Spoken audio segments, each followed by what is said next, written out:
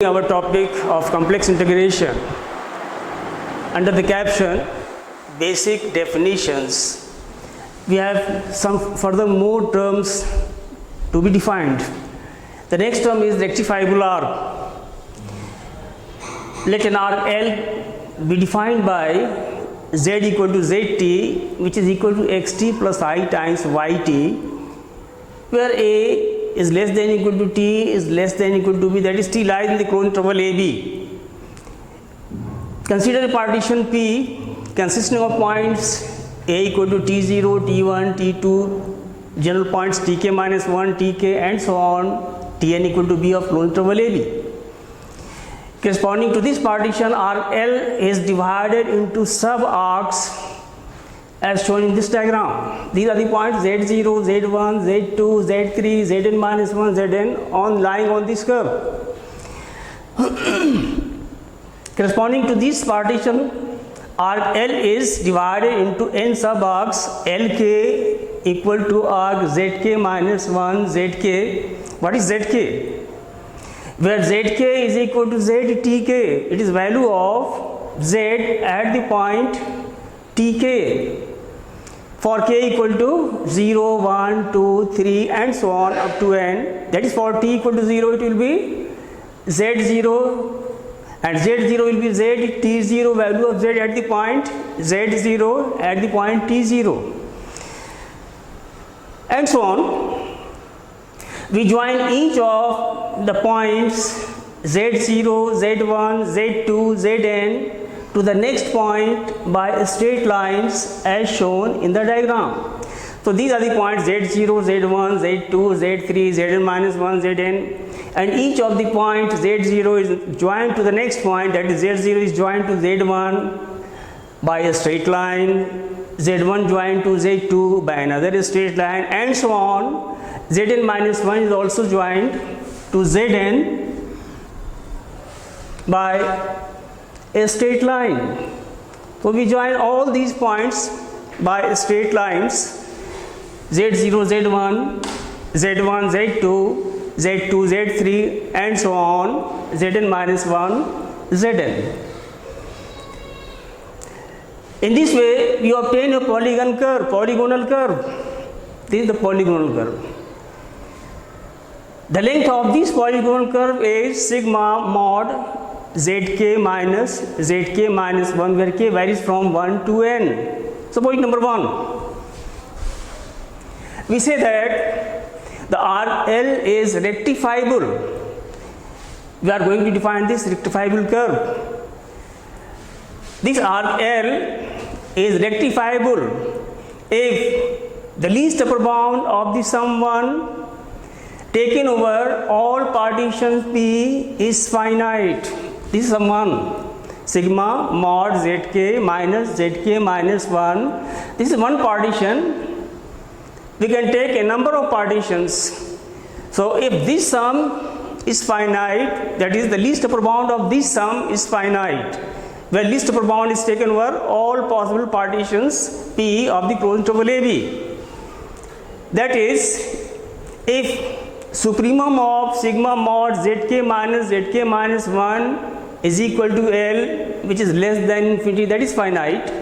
Supremum means the least upper bound, and this supremum is taken over all partitions P. So if sigma supremum P sigma mod zk minus 1, which is equal to L, and this L is less than infinity, that L should be finite. If L is finite, then we say that this curve L is rectifiable curve. The non-negative number L is called the length of the arc L. This number L gives the length of this polygonal arc, this rectifiable curve. Also we say that the arc L is non-rectifiable if the sums 1, this sum sigma mod zk minus 1 become arbitrarily large for suitably chosen partitions. We say that the curve is non-rectifiable if the sum 1, that is if the sum sigma mod zk minus 1 can be made large enough for suitable partitions then it is called non-rectifiable. The next term is number I, functions of bounded variation. Now we are going to define functions of bounded variation. For the function z equal to zt, which is equal to xt plus I times yt, t lies in the closed interval a b, it is easy to see that mod xtk minus xtk minus 1 will be less than equal to mod ztk minus ztk minus 1, because z is equal to x plus iy. Z is equal to x plus iy, so we can write mod of xtk minus xtk minus 1 less than equal to mod of ztk minus ztk minus 1, number 1. Similarly, for the variable y, mod ytk minus ytk minus 1 will be less than equal to mod ztk minus ztk minus 1, number 2. These two identities are obvious because z is equal to xt plus iyt. These two inequalities follow from this equation. Now we have mod ztk minus ztk minus 1 equal to ztk is xtk plus I times ytk. Similarly, ztk minus 1 will be xtk minus 1 minus I times, plus I times ytk minus 1. Combining x with s and y with y, that is separating real and imaginary parts. This will equal to mod of xtk minus xtk minus 1 plus I times ytk minus ytk minus 1. By the property of modulus, this will be less than equal to mod xtk minus xtk minus 1 plus mod I plus mod ytk minus ytk minus 1, or mod ztk minus ztk minus 1 will be less than equal to mod of xtk minus xtk minus 1 plus mod of ytk minus ytk minus 1, because mod I is equal to 1. Modulus value of I will be equal to 1. It follows from the inequalities 1, 2 and 3 that the sum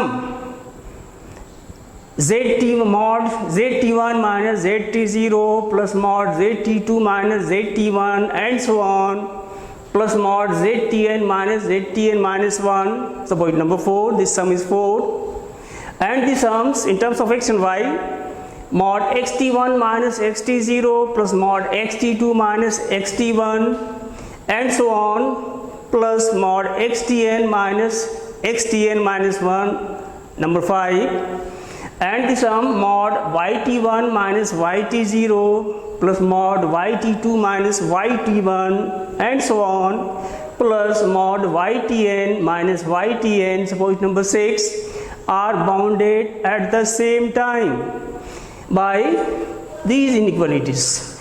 This is less than equal to this is less than equal to this. So for different values of t, if we sum it up, these will be bounded, are bounded at the same time. We said that the functions xt and yt are of bounded variation. These two functions x and y, xt and yt, are of bounded variations if the sums 5 and 6 are bounded for all partitions P of closed interval AB. Now we shall continue rest of definition in the next part. Okay, thank you very much.